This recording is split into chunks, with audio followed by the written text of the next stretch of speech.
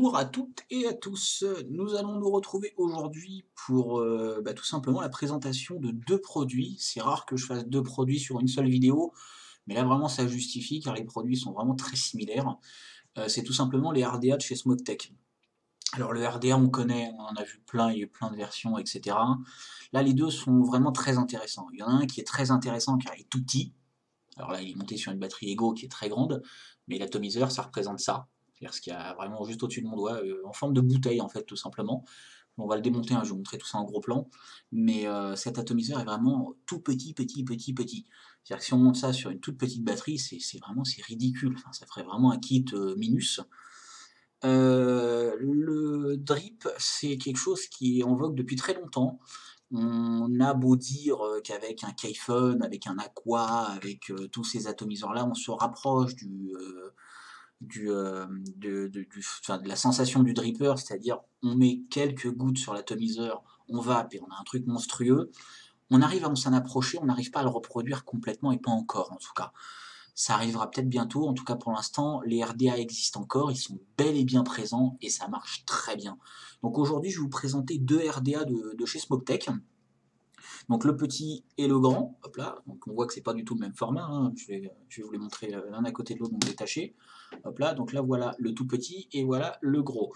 Donc voilà, on voit vraiment qu'il y a deux formats différents. Il y en a un qui contient un peu plus, le grand contient un peu plus.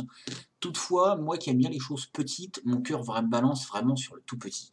Le tout petit, il est à peine grand comme la phalange de mon petit doigt. C'est vraiment, c'est un tout petit petit atomiseur.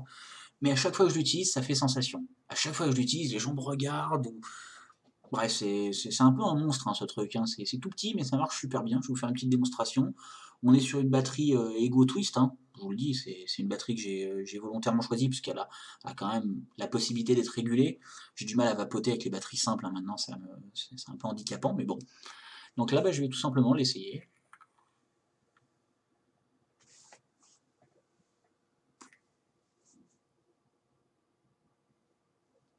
Voilà. Le fond blanc derrière, je sais que c'est pas très pratique, mais malheureusement, j'ai pas d'autre choix.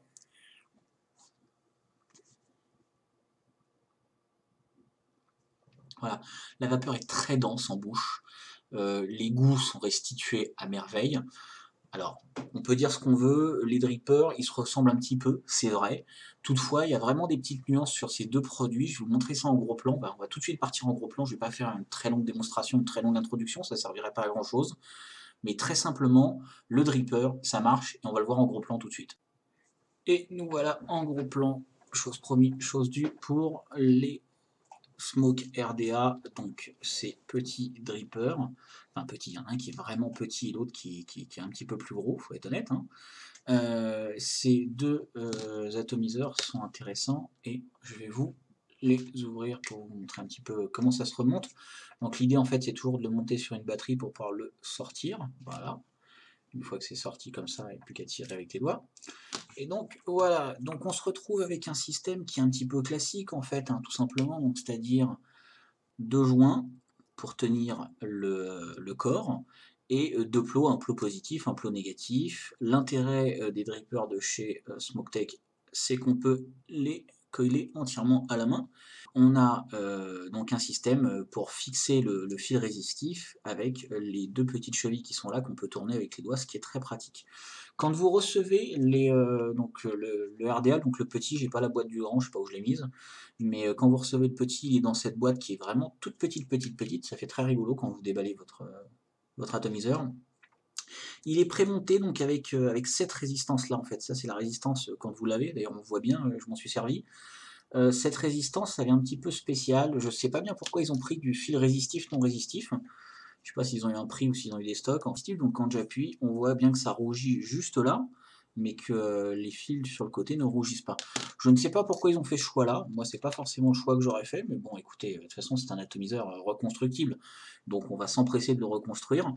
Les résistances qui sont fournies avec sont aux alentours de, enfin la résistance prémontée avec est aux alentours de 2 ohms 6 de mémoire. On va visser ça sur le ohmmètre pour voir ça tout de suite. Hop, on va le brancher. Voilà, lui il me dit 2 ohms 3. Voilà, 2 ohms 3. Donc, hop, voilà.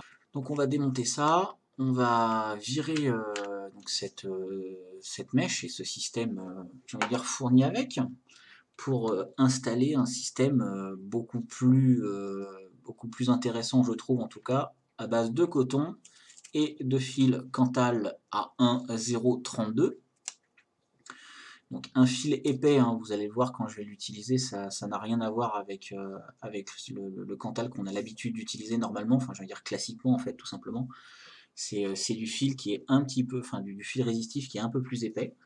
Donc là pour dégager, en fait tout simplement, on va tirer, hop là, voilà, sur les fils qui ont été mis. Bien, tirer dessus. Et voilà. Donc je tire dessus, je vais pouvoir dégager les pattes. Voilà. Et donc quand on tire dessus, j'imagine on se retrouve avec un plateau plutôt propre. Voilà, je mets un petit coup de clean quand même, histoire que ce soit propre à l'image. Donc la résistance, l'ancienne, hop, on la jette. Voilà. Et on va repartir donc avec un plateau sur lequel on voit, hop là, je vais peut-être le rapprocher un chouille, voilà. Donc sur lequel on voit bien les deux trous pour rentrer le fil résistif. Et le air hole, lui, se fait directement sur le cap en fait, qui a un trou et qui va permettre tout simplement de faire entrer l'air dans votre atomiseur. Donc je vous parlais tout à l'heure de ce Cantal. Ce Cantal est intéressant tout simplement puisqu'il est très épais et va permettre de faire des résistances que l'on va pouvoir utiliser sur un mode mécanique par exemple. Alors hop, voilà, je vais me mettre là. Je vais prendre mon ciseau. Voilà. Je vais couper une petite portion de fil, hein, ça sert à rien de couper des portions monstrueuses. Vous allez gâcher plus qu'autre chose. Hop, on va le renrouler comme ça pour pas que ça se vide. Voilà. Donc nous allons utiliser cette portion de fil résistif. Et là pour ce faire, je vais utiliser mon tournevis. Alors là je vais utiliser tout simplement le bras de mon tournevis qui est là. Donc comme vous voyez, il est relativement plus épais. Habituellement quand je fais des coils, j'utilise celui-là, donc le plus fin. Mais là je vais utiliser le plus épais. Pourquoi? Parce qu'en fait tout simplement on va faire un gros coil pour mettre beaucoup de coton et pour avoir quelque chose de sympathique. Alors voilà, ça c'est quelque chose que j'ai oublié, c'est pas bien. Je vais prendre mon briquet tempête et je vais tout simplement porter au rouge mon fil. Pourquoi je fais ça? Tout simplement pour lui faire perdre son côté un peu élastique. Sinon, ça va être un véritable ressort et ça va être très très dur à coller. Donc là, je vais attendre quelques secondes le temps que ça refroidisse. Faut pas me brûler les doigts. Hop là, voilà. Et c'est encore un petit peu chaud d'ailleurs. Voilà. Voilà, donc le but, c'est vraiment de lui faire perdre son élasticité en fait naturelle. C'est bon? Voilà, c'est bon. Donc, je vais reprendre mon tournevis. Hop, voilà. Donc, je reprends mon tournevis. Je viens le plaquer. Je fais 1, 2, 3. Allez, on va dire 4 tours. Et ce sera bien, ce sera parfait. On va venir resserrer ce big coil. Hop, voilà. Vous voyez, je fais quelque chose de serré. Hein. Hop, voilà. Et donc, on a quelque chose qui ressemble à ça, tout simplement. Voilà. Donc, un coil plutôt simple. Hein. C'est vraiment quelque chose de très simpliste. On va venir le prendre. On va le rentrer dans les trous adaptés sur l'atomiseur. Je suis désolé, hein, j'ai des gros doigts, mais c'est difficile de vous montrer ça proprement, j'ai envie de dire. Voilà.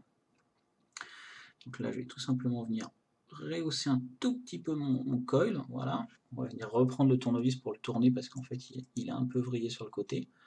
C'est normal, ça arrive hein, régulièrement. Voilà. Et donc là, la petite astuce, en fait, tout simplement, je vais me servir de ma petite pince. Alors, je vous ai dit tout à l'heure qu'on n'avait pas besoin de se servir d'outils, mais bon, moi j'aime bien utiliser mes outils adéquats pour faire mes coils, hein. C'est tout simplement des habitudes. Donc voilà, je viens tout simplement donner un angle à mon fil en tirant dessus pour après bien le maintenir quand je vais passer mon coton dedans. Donc voilà, donc là je l'ai tiré. On va peut-être l'écarter un petit peu du plateau quand même un chouille parce qu'il ne faut pas que ça touche le plateau. Voilà, le coil est pas mal là. Quoique un petit peu sur un des plots. On va peut-être le tourner un chouille. Voilà, ça me plaît bien ça. Donc voilà, donc là je vais tout simplement venir verrouiller mon système en tournant les petites vis. Alors dans ce cas-là, n'hésitez pas écartez un petit peu les plots pour pas vous piquer, parce que le Cantal 0... le Cantal 0,32, ça pique un petit peu, ça fait mal. Hop, voilà, donc là je vais utiliser le petit ciseau qui était incorporé dans le briquet. On va le relever. Voilà. Tac, on va enlever le surplus, voilà. Ça n'a pas beaucoup d'intérêt, ça, hein, vous n'êtes pas obligé d'enlever si vous avez aussi de petites longueurs, mais bon là c'est vraiment le souci du détail. Voilà. Donc on va prendre un petit bout de coton. Alors je dis un petit bout, habituellement je prends beaucoup moins que ça, mais là on va prendre un petit peu plus. Donc on va tournebiquer un petit peu tout ça. Là pour le coup on n'a vraiment pas besoin que ce soit vraiment très fin, vu la taille du coil, là on va faire quelque chose d'assez gros. Donc on va passer le coton dedans. Voilà, vous voyez ça passe tout seul hein, dedans, là c'est très bien là. Voilà, donc on a notre coil qui est noyé dans le coton. Et maintenant je vais couper un des deux côtés. Donc je vais tout simplement saisir le coton du côté qui m'intéresse le plus. Alors je vous conseille d'utiliser en fait, de couper le coton du côté le moins dégagé des deux. Alors en fait c'est tout simple, hein, vous allez voir, je vais vous montrer. Voilà. Donc en fait l'idée, comme le coil de base hein, qui était vendu avec, c'est que cette partie-là puisse faire le tour. Puisque comme on peut le voir, les plots ne sont pas égales sur le plateau. Et donc en fait l'idée c'est de pouvoir faire le tour comme ça. Voilà. Donc ça c'est plutôt pas mal. Maintenant on a juste à prendre le liquide, donc n'importe quel liquide de votre choix. On va venir bien humidifier le coton, bien hydrater le coton, surtout pas de burn sans jus, hein, parce que vous détruiriez le colle que vous venez de faire. Donc là vous seriez obligé de recommencer. Ça m'est déjà arrivé, ne vous inquiétez pas, ça arrive à tout le monde. Un oubli parfois, j'ai oublié de mettre du jus, et ben tout est cramé, donc il faut tout recommencer. Hop, voilà, donc là on va bien hydrater le coton, on y va bien comme il faut, voilà, hop, là ça fait une espèce de mélasse un petit peu comme ça, et donc là en fait nous allons venir juste faire coïncider le trou qui est sur le cap avec le coil. En fait il faut que le trou vienne devant le coil que vous venez de faire. Hop, voilà, on emboîte, tac, voilà. Donc nous allons venir placer l'atomiseur sur le bagua, sur un méca en fait, tout simplement, vous n'êtes pas obligé d'utiliser le bagua. Hop, là je vais l'ouvrir pour la démonstration. Et quand vous appuyez, miracle, miracle, ça vape. Donc ça c'était pour le petit. Hop, voilà, je vais mettre le petit de côté. On va replacer le mode ici. Et en fait on va trouver un système, j'ai envie de dire presque identique sur le grand. Toutefois, il y a une petite nuance sur le grand. Alors, je vais pas vous faire de montage sur le grand. Je pense pas vraiment que ça mérite un deuxième montage réel. Donc là, on se retrouve avec la même chose, c'est-à-dire nous avons une résistance identique en fait en fil résistif, non résistif. Nous avons les deux plots que nous retrouvions sur le petit tout à l'heure. Toujours pareil. Toutefois, ici, nous avons deux choses qui changent. Nous avons un trou de airflow qui est situé ici, une cheminée d'air qui est là, juste là où je mets la pointe de mon ciseau, de mon tournevis, pardon. Et nous avons un trou qui est ici dans la base. Hop là, voilà, je vais vous montrer. Voilà, donc là, il y a le trou là.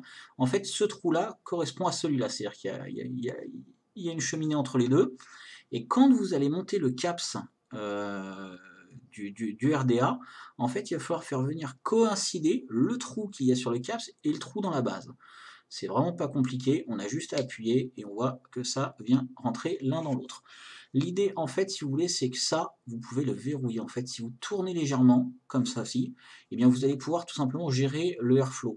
Le airflow étant déjà pas serré, mais j'ai envie de dire médium, je pense pas vraiment que ça mérite d'être serré, mais en tout cas, si vous aimez les vapes très serrées, ça peut être très intéressant pour vous. Voilà, donc le principe est exactement le même, hein, deux petits plots sur lesquels on pose une vis.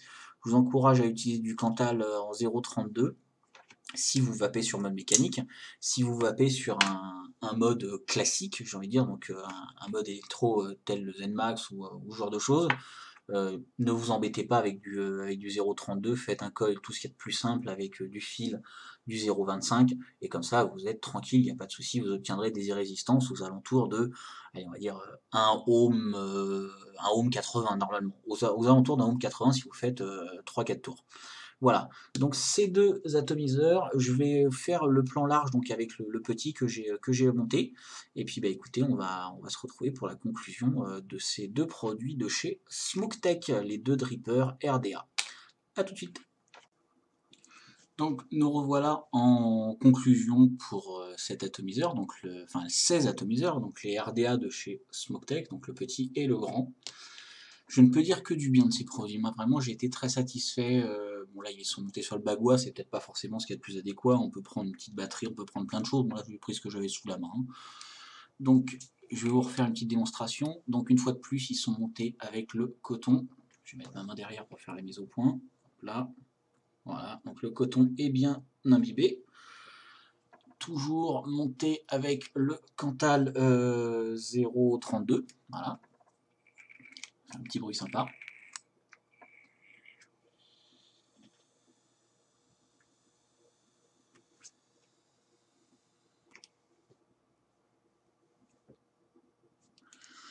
Voilà, une vapeur très épaisse, une vapeur très dense, des goûts qui sont au top. Moi, c'est les drippers, j'aime beaucoup. J'aime beaucoup les drippers. J'ai beaucoup utilisé de drippers. Des choses qu'on a pu vendre, des choses qu'on n'a pas forcément pu vendre. Je pense notamment au Ibaron, ce genre de choses.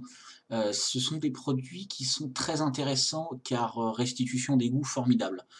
Typiquement, les produits type Ibaron, type, je sais pas, il y en avait pas mal, enfin, il y a longtemps, j'ai envie de dire, je jouais le vieux, il y a longtemps, il y en avait beaucoup. Toutefois, pas forcément très accessible déjà d'un point de vue tarifaire. On a eu les rats dans la boutique qui étaient tout à fait intéressants. Les rats 1, les rats 2. Peut-être un jour on aura les rats 3, peut-être. En tout cas, ces produits de chez SmokeTech sont intéressants car ils sont simples. Ils sont vraiment très simples. Ils sont peu coûteux, c'est-à-dire vraiment si on veut s'amuser à faire, à tester les drippers, c'est très intéressant car ce sont des produits d'entrée de gamme qui sont très accessibles.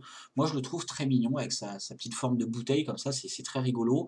Monté sur une petite batterie, alors une fois de plus, hein, là c'est le bagua, c'est peut-être pas forcément le plus adapté pour ça, j'en suis tout à fait conscient. Mais là en tout cas, on a un produit qui est intéressant. Le mode ou la batterie qui est en dessous, on met à part, on n'y pense pas et on reste focus sur ce produit-là, et enfin, ces deux produits-là sont très intéressants. J'ai pas recoilé le gros une fois de plus, hein, c'est pas que je l'aime moins, c'est tout simplement que c'est pareil. Donc que je cueille le petit ou le gros, c'est exactement la même chose. Et en tout cas, les goûts sont vraiment au top. C'est vraiment présent.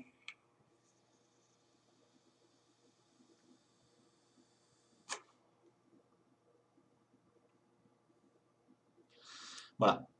Vapeur super épaisse, vapeur super intéressante. Faites attention à votre liquide, c'est-à-dire qu'une fois que vous utilisez du coton, enfin, ne laissez pas sécher le coton. Le coton, ça s'imbibe très bien, ça prend vraiment bien le juice, mais il ne faut pas le laisser sécher. Si votre coton sèche, il va brûler, s'il va brûler, il est mort. Alors après, ce qu'il faut savoir, c'est quand vous faites un big coil, comme je l'ai fait donc avec mon tournevis, mon gros tournevis, le côté le plus épais, ce qui est intéressant, c'est que le jour où vous appuyez dessus, le jour où ça va brûler, je ne sais pour quelle raison, il vous suffira de refaire un petit bout de coton, de le remettre dedans et c'est reparti. Il faudra juste le nettoyer un petit peu sous l'eau, faire un burn sans le coton dedans, sans le coton, et puis après vous remettez le coton, vous le réhydratez, c'est reparti. C'est-à-dire qu'on a vraiment une possibilité de reconstruction, de garder le Cantal un petit peu plus longtemps, parce que le Cantal en 0,32, c'est très dur à tuer, faut être honnête, ça dure très longtemps. Donc après, l'intérêt, c'est aussi ça, c'est-à-dire qu'on peut avoir un petit dripper pour tester les liquides, si vous faites un peu de do it yourself, si vous faites un peu tout ça, bah, ça vous permet de tester vos liquides, et puis bah, le moment où vous en avez marre, le moment où vous les changez, vous faites un vrai dry burn, c'est-à-dire que vous avez brûlé le coton, vous l'enlevez, vous continuez à faire rougir le fil, ce qui va vous permettre de nettoyer un petit peu, vous passez sous l'eau, vous le laissez sécher, vous refaites un dry à vide, vous remettez le coton dedans et c'est reparti. Ça, c'est vraiment très intéressant. Moi, je trouve que ces produits sont intéressants pour ça car tout est accessible. Alors, c'est vrai qu'on peut mettre que quelques gouttes et encore que le coton, enfin, ça contient vraiment beaucoup de liquide par rapport à la fibre, tout simplement, ça contient beaucoup plus de liquide. Mais le désavantage, c'est que ça peut brûler. Dans ce cas-là, bah, tout simplement, vous changez le coton et ça s'arrête là. Ça pose pas vraiment de problème.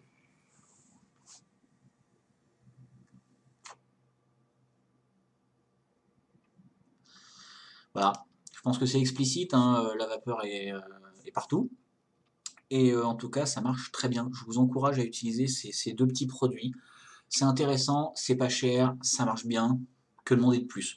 Moi, honnêtement, je suis très content. J'avais l'IRA, j'étais très content de l'IRA, je l'ai utilisé pendant très longtemps. C'est un produit vraiment qui m'a beaucoup plu, mais mais le petit en format bouteille là comme ça, j'aime beaucoup parce que quand je le monte sur une toute petite batterie, je le monte, sur une Ego ou sur un truc comme ça, je vous avoue que moi ça me fait marrer. Ça me fait marrer parce que c'est tout petit, c'est très agréable, on n'a pas l'impression d'avoir un gros truc dans la main.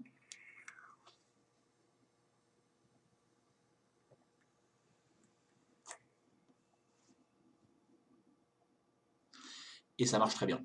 Voilà, faut dire ce qui est. Donc voilà, bah on se retrouvera bientôt. Je vais faire une petite vidéo, enfin je vais faire des petites vidéos parce que j'en ai pas mal. Il y a la SST Pyrex à vous faire. Le Bagwatch chez Seagull, j'ai pas encore fait la vidéo. Et voilà, voilà. Donc on va se retrouver. Il y a plein de nouveaux produits qui vont rentrer dans la boutique. Et puis bah, je vous dis à très très bientôt. Merci beaucoup. Au revoir.